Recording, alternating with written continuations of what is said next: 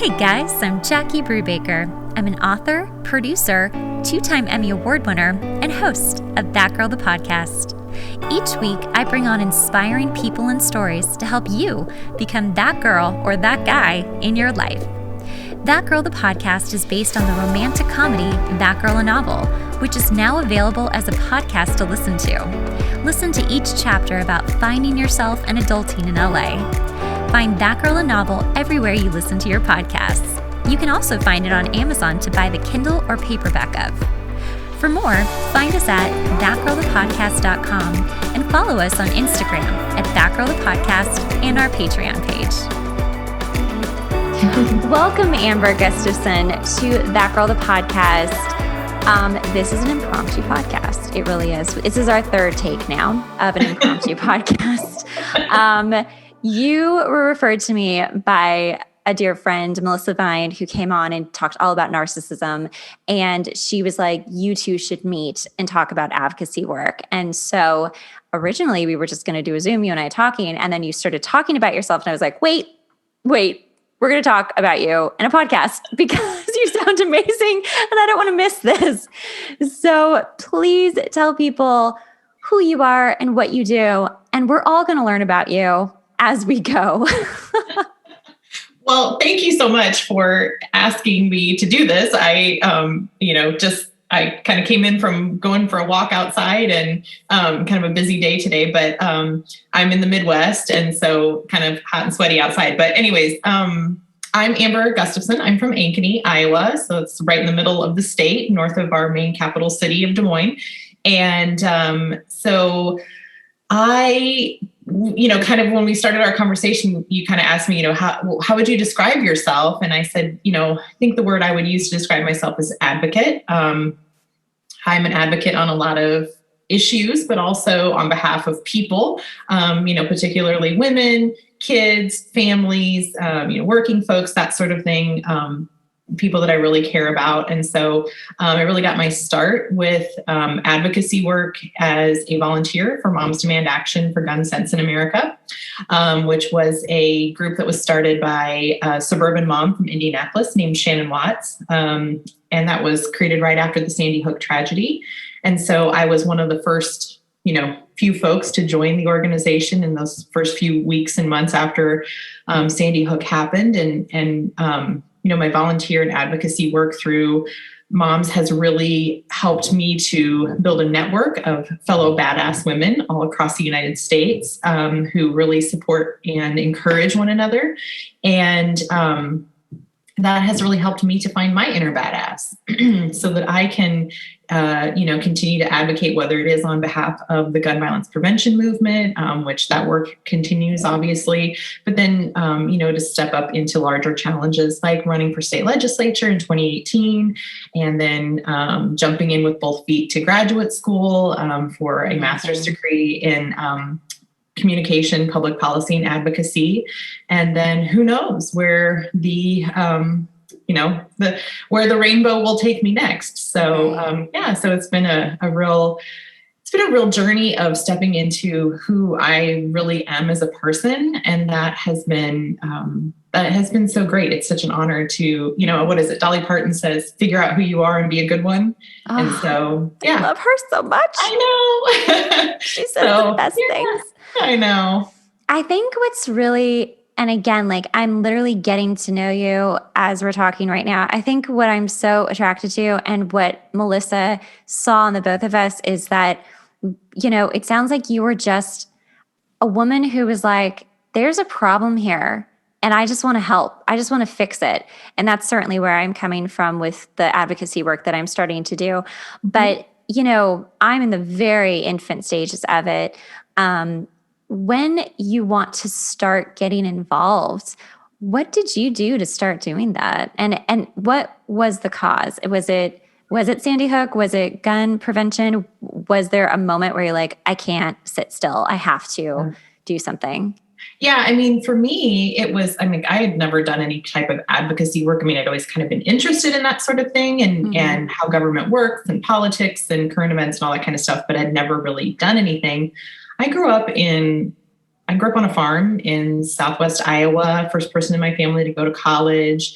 Grew up in a family of people that owned guns. My husband and I are gun owners. And so but my perspective on the issue really changed with Sandy Hook, because more than identifying as a gun owner, I identified as the mom of a child that was the same age as those first graders. And that school building looked just like my kids' school building. I mean, I was like doing laundry and making Christmas cookies, and I was just about to hop in the car and go pick up my kids from that school that looked just like Sandy Hook. Mm-hmm. And so my identity changed in that moment, and it became more about, protecting my kids. And so I this is such a suburban mom thing. So that happened January 14th, 2012. And then December 14th, 2012. And then in January, that following January, I went to a scrapbooking weekend at a hotel. Yes, so you did. I'm a true suburban mom.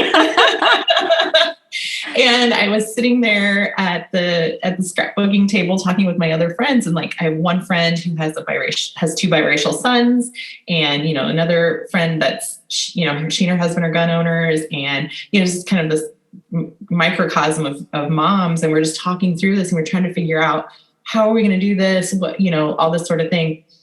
And I think what kind of at the same time as what Shannon Watts was thinking, we were thinking the same thing, which is that there's this vast resource of untapped power within moms and suburban women and women in general. Mm-hmm.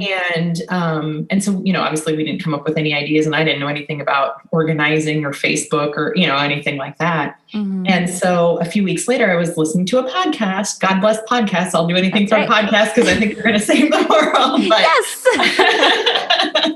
But I was listening to a podcast, and this woman came on and she started talking about, Shannon Watts had 75 Facebook friends when she started a Facebook page. She at the time called it A Million Moms for Gun Control. It ended up changing, obviously, the name, but she created this Facebook page and kind of closed up her laptop and went away and thought, well, we'll see what happens. And she came back, and it was like 100,000 people had liked this page because there was energy, and she was like, oh my gosh, okay, so we've got to do something with this. And so, anyways, I heard her telling that story, and I thought, I don't know anything about this organization. I don't know who these people are, but I reached out. Within 24 hours, I got a phone call from the organization, and they said, so this would have been in like May, I think, or so.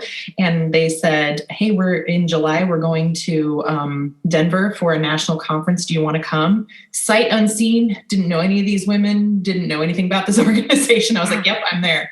And so went to Denver for their very first national organization meeting, which was like 80 people. Now it's over like 3,000 that go to the annual meeting. And so, and that really was like the genesis of it all. And I think the greatest thing about it is from the very beginning, we really emphasized strength in numbers and the power that is within each one of us individually. And then when we come together, we can create change. And so it's just been, there've been bumps along the road. There've been challenges for sure, but it's just been such a fantastic journey for me. And it's like $1 million worth of education in organizing and advocacy, and yeah. And now you're going back for your master's. Yep. And how far along are you? I have one class this summer and my capstone next fall, and then I'm done. I graduate in December. That's so exciting. Literally was like brushing my teeth not this past winter, but the winter after I ran for office. Ran for office in November, and then the following like January, February, I'm like, I should go to grad school. So I'm like brushing my teeth, and I'm like on my phone signing up for grad school, just because I'd always wanted to do it. And I was like, you know what, there's no time like the present. And so I jumped in. That's kind of how I do a lot of things. I just kind of jump in, and then, that's how I am. Let the chips fall, because I think it's really easy to overanalyze and, and so sometimes you just have to like jump in and kind of learn as you go. I cannot agree more. That is exactly how I live my life. I am absolutely the doer kind of a person, where I'm like, if I just want to do something, I just do it. There's no reason why you can't figure it out as you're going. And it does, I mean, it's the school of life. Like if you really want to learn something, like you're going to learn it that way. But I also love higher education too. And I'm like in that process. But so tell me about running for office. So at what point were you? So you started in 2012 with advocacy. And then by 2018, you're like, I'm running for office. Kind of tell me how you were like coming up to that, like what came into your head, like, okay, it's time. I think it's time. Yeah. Well, I would say that, with Moms Demand Action, from the very beginning, they told us, listen, we probably are not going to get what we want with the people that we currently have in office. So, that old saying of, if you can't change your people, change your people. So they set the bar from the very beginning. At that very first conference that we went to in Denver, they were like, look to your left, look to your right, look at yourself. You're all going to run for office. So buckle up. Wow. So, I mean, it was just, it wasn't like that much of a high pressure, but it was very much like, if you've ever thought about it, or even if you haven't thought about it, start considering it now. There's research, I think, that shows that on average, women have to be asked 7 times to run for office. And so they were, So everyone listening to this podcast, if you've been asked before, here's another ask. I'm asking you to run right now. Please run. We need more women to run. We need more women in office, school boards, city councils, commissions, even running within your own political party, whatever that might be. Get involved, because that's how change happens. We do not have enough women in our state legislatures or in Congress. We lag the rest of the world when it comes to female representation, which is pretty embarrassing. We can do a lot better. And, when we get more women involved, it changes the conversation around. I mean, things like making sure that women who are in prison don't have to pay for feminine hygiene products. What? They do? Yeah, they do. They have to pay. So like they have to have their family members deposit money into their commissary in order, and it's changed in different states, but or like in Iowa, up until last year, we had to pay taxes on diapers, urinary incontinence supplies, and feminine hygiene products. Wow. So, like that's a bipartisan issue. That's something that's like where the rubber meets the road for women. And we can have these conversations, because believe me, men are not thinking about the price of diapers for the most part. I don't like to generalize, but for the most part, men are not thinking about the price of diapers. They're not thinking about, how expensive a box of tampons is, or, whatever.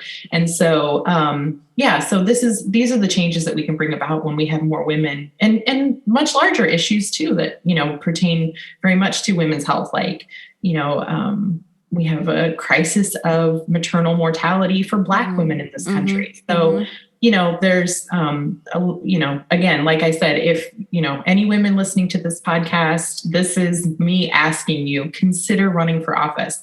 Yeah. So, my process in deciding was, I kind of looked around and I realized that no one else was going to do it. So it was up to me. And so, like a fool, I suppose, in many ways, I, there again, just kind of jumped off the cliff and hoped the parachute would open. I decided to go ahead and run against the president of the Senate. It's like the second ranking member in the majority caucus in the Senate. So like the third or fourth most powerful person in state government. But no one had ever run against him before. And, so I was like, okay, I think he's beatable. I think he's, I don't think people like him as much as he thinks he does, as he thinks they do, because he's never had an opponent. So, and it was tough, because there were a lot of people that were like, oh, you silly girl, you can't do that. You can't run against, someone who's that powerful, or who is, he had played football at Iowa State, and he blah, blah, blah, which that was something that people said to me when I would knock on their door. They'd say, oh, well, I have to vote for him. He played football for Iowa State. I also attended Iowa State and was on scholarship. I did not play football, though, because that's not an option for me. Right. So, but whatever, if I could have played football, I would have. So whatever. Right. But, and I just kind of jumped in, we were really fortunate that we have a good organized group of Democrats here in our community that were able to support me and help me get organized to run. I had a ton of support from Moms Demand Action, just in the sense that of local volunteers, and I had volunteered for several campaigns before I ran, so I kind of had a sense of, what it was all about. But even still, really nothing prepares you for the actual process of running for office. And so, I learned a lot. And so at the end of the day, I came 960 votes or 2.7% away from beating him. Wow. Which is unheard of for a first-time candidate to run that strongly against an incumbent in the majority. So, that's amazing. And raised a lot of money. So, it was, I sat down and I made a list of everything that I wanted to accomplish by running. And the last thing on the list was winning. So I accomplished everything that I wanted to, except for that last one, but maybe I'll get another shot. I definitely think you'll have another shot. What I love about this is it's so inspiring to me, and the wheels are just turning right now. And I don't want to talk too much about, you and I will talk after the podcast, but I don't want to talk too much about what I'm doing in the podcast, but it's just so inspiring to be like, you could come from no public policy background, no political background whatsoever. And that's me. Absolutely. I was told growing up, you'd be such a pretty politician's wife. And I thought, yeah, okay, that might be fun. And I never thought, well, maybe I should run. And I still feel like so many women kind of feel that way. We're seeing a little bit more representation, and that's great. But it still feels like, oh gosh, especially if you've never done anything in this world before, it feels very overwhelming. But what I'm hearing is that having the backing of all of the women behind you and all of the experience behind you, I'm absolutely just like you. I would run against him too. I'd be like, I don't care. I've never done this. I know that I can do this. And even though you didn't win, you basically did win. You won everything that you wanted to win on, except the actual winning thing. And you were so close, which just means that this is about just changing minds, and you already are, which is so inspiring to me.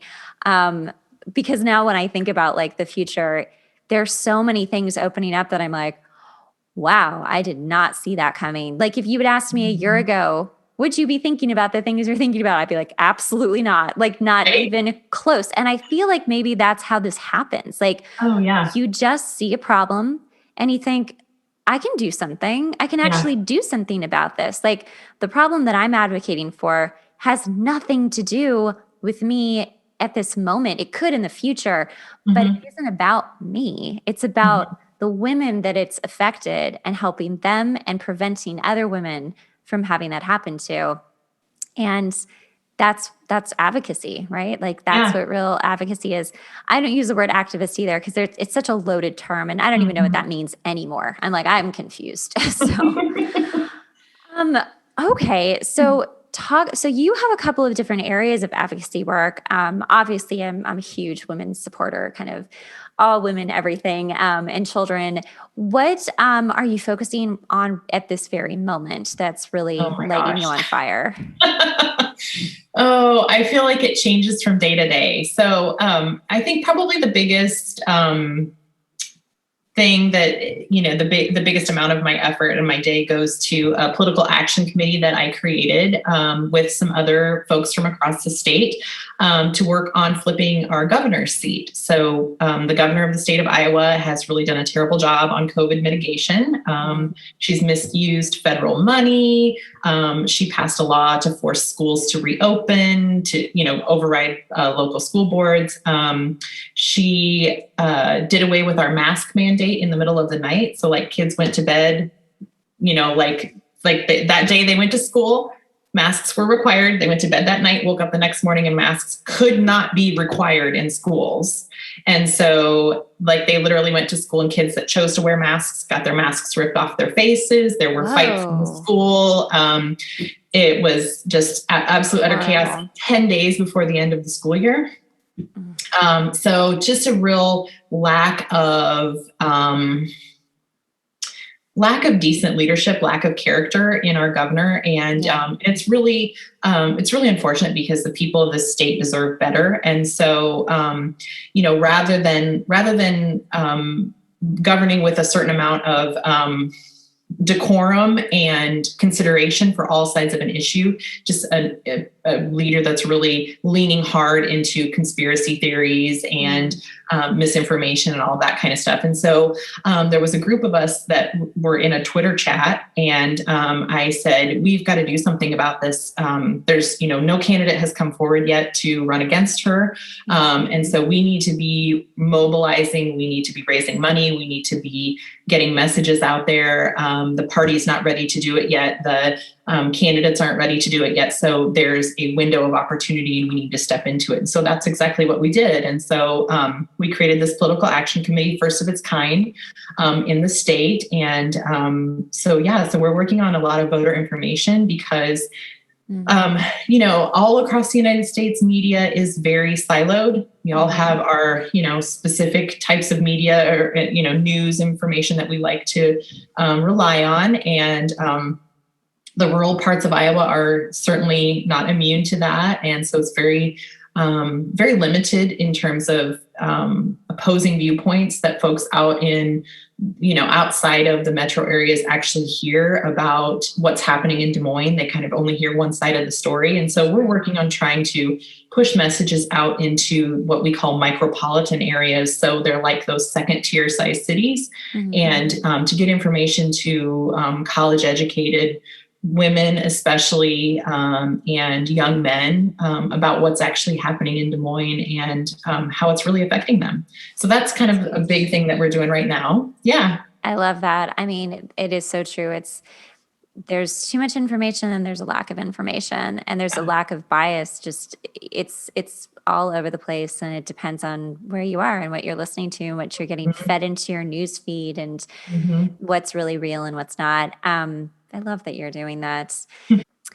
What do you think makes someone a movement maker? Like someone who wants to create a movement and start pulling people together. Do you think that people are born that way? Do you think they become that way? Do you think there's something inherently in them? What do you think activates that? I think it really comes down to passion for an issue. That's what I've seen in the women that I have seen step up to the plate.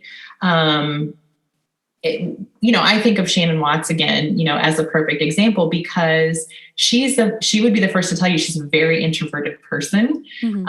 She, does not get her jollies off of public speaking. She doesn't like to be the tip of the spear. She, like that, it would not be on her list of things to do. But there's this point at which the fear of loss, the sorrow and the grief over what has happened supersedes anything that would hold you back. And so just this morning, one of the things that we're looking at is school board races. There's been a lot of turmoil around school boards this year because of COVID policies and what they call like divisive concepts or critical race theory and, different things like that. A lot of people that are trying to make hay and use it as a platform for larger office and different things. And so, so we're organizing in our community to help support good science-based school board candidates to keep local control and all of that sort of thing. And a friend of mine who has been very close to advocacy work for the last several election cycles said, you all are going to be proud of me because this time I'm knocking doors. So like the frustration that she has had, the fear, the grief over what has happened. I mean, we lost 3 school employees or school district employees to COVID. So the grief and the tragedy of it has motivated her and has pushed her to get outside of that comfort zone. And now, is she ever going to run for office? Probably not. But just, opening up a door and talking to somebody about an issue that you're passionate about is really where a lot of that starts. It starts with talking with your friends and family. It starts with sharing your opinion on social media, which, yes, social media is clogged with opinions and some of them are garbage. But, Yeah. if we don't have good people engaging on these topics, then we lose the ability to have civil, fact-based conversations. And so, we need people to engage, and, it doesn't have to become a fight, but just present the facts. And, that can be really powerful. I absolutely agree with that. It really just sounds like, again, in just my own personal experience, it's like, are you going to sit back and just watch something happen to you, or are you going to do something? Mm-hmm. And sometimes there is no question. It's just, I need to do something, and I'll figure out how to do it as I go. What are you just named off some things, but if someone did want to get involved, in public policy, or, in their community of any kind, for an issue, what would you suggest their first steps be? Well, I would say that the best thing is always to start with your own elected people. So if it's city council, if it's school board, if it's your state representatives, your congressional representative, obviously the higher in power they get, the harder it is to get in front of them. But start with your elected representative. That's probably one of the biggest mistakes that people make in advocacy work, is they start with someone that they can't vote for. And that just isn't, it's not to say that you can't work with people that aren't, don't represent your district, but you build your movement by starting first with the people that you can or can't, can vote for. And so, so start there. They may not be receptive to you. Unfortunately, some of these issues, either they don't have time, they don't care, or, it conflicts with their party, whatever. Right. And that's unfortunate when that happens, because, really the idea of good governance is that you should at least listen to everyone, even if you don't agree. Right. So that is hard these days, because I think politicians, it's a real catch-22 in one sense, because, politicians are taking a beating. They are. I mean, our school board members have been called soulless demons, pedophiles, child molesters, been accused of being part of sex trafficking rings. I mean, so, there comes a point at which these people are human, and they're just like, I can't take it anymore, but there's a difference between listening to someone who's calling you a soulless demon versus listening to somebody who you might not agree with, but who comes in good faith to have a civil discussion. Mm-hmm. But always start first with the people that were elected to represent you. And I think you'll be surprised, particularly from state level on down, how easily accessible these folks are. They really are. Email, through their website, different things like that. And just, start asking questions, ask for a meeting. Say, can we sit down? Can we talk about this? That sort of thing. If you don't get anywhere, you can't get any response, or, whatever, they shut you down, then go outside of your particular elected representative and then find someone who can work with you on that cause. Right. And, find someone who is receptive to what it is that you're trying to do. I love that. And then one last bit of advice, if someone is scared to do it, what would you tell them? Well, I guess there's one of my favorite sayings is the cost of doing nothing isn't nothing. Right? So I remember the very first time that we ever did any type of a direct action when I was with moms, and we were just very first we were just getting our feet wet. We had no idea what we were doing. We were all very green. And it's kind of, the story is funny. I won't tell it, but it was just a very funny thing that happened. And we messed up a million different ways, and it all turned into a disaster. It's so funny. Yeah, it was hilarious. But anyways, I remember that morning I was scared because it was the first time I'd ever done anything like that before. And I remembered what I was fighting for, and that was to keep kids safe from gun violence. And I thought, what if this conversation that I have with this politician today, which didn't end up happening, but this conversation that I have with this politician today changes something? What if that this changes a law, or, whatever, a policy, etc., and that saves a life? Yeah. So I just tried to stay connected to what I was fighting for. And I think that was really what, because I thought the next time that there's a mass shooting or a child is shot and killed in an unintentional, gun situation, how am I going to feel? Am I going to look back and regret that I didn't speak up? Yeah, I am. Yeah. And so that's part, when you're working with something that's as tragic as gun violence, that's part of what keeps me going, is knowing that I have to continue to speak, because if I don't, there will not be an end. It's not going to, gun violence is not just going to cure itself. And so it takes people to step up and speak about it. And so it doesn't matter what the issue is. No issue ever resolves on its own. Absolutely. I just think you're fantastic. And thank you so much for coming on. I'm so inspired. I know so many people are going to listen to this, and hopefully it's just that last thing they need to do what they need to do. Tell people how they can find you. I'm at Amber for Iowa on Twitter. I'm also on Facebook. You can just search Amber Gustfason, Iowa. That's probably the easiest way to find me. amberforiowa.com is my website, which is still active. And I'm out there. Yay. And all the links will be in the description below. Thank you so much for coming on. We're obviously going to talk after this, but thank you so much for hanging in and just being like, sure, I'll do an impromptu podcast, because it's the first of its kind. You're just badass woman. Amazing. So thank you so much, Amber. Yeah, absolutely.